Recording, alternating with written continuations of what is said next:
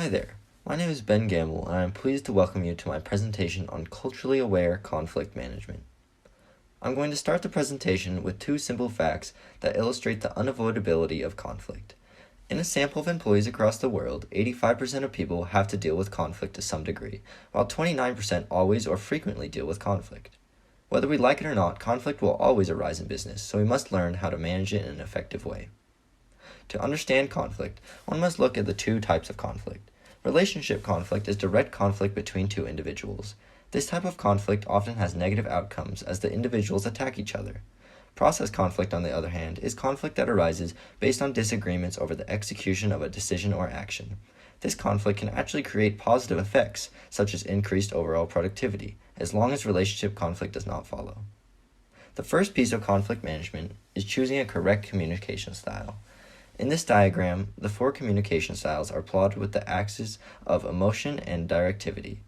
The style which best fits a manager is largely culturally driven, as discussed later on. The second piece of conflict management is choosing a correct conflict management style. The styles are integrating, avoiding, dominating, obliging, and compromising.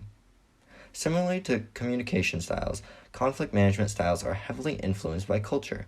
I invite you to pause the presentation here and analyze the numbers in the diagram, which represent correlation between the respective items, noting emotional intelligence in the middle. Additionally, the numbers on the left represent each of the individual culture factors' correlation to the 5 conflict management styles. The last piece of conflict management is the implementation of conflict management workshops for employees. Currently, 56% of employees have never received formal conflict management training. Out of the employees who have, 95% feel that they have learned something, and 29% have reported an increased confidence towards future conflict. My first recommendation is for managers to administer tests for the cultural profile of the company as well as their own emotional intelligence.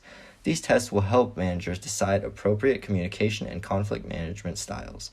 In addition to these tests, I also recommend that managers create a mandatory conflict management workshop for employees. In these workshops, employees will not only learn conflict management techniques, but the communication and conflict management style that the manager has decided from above.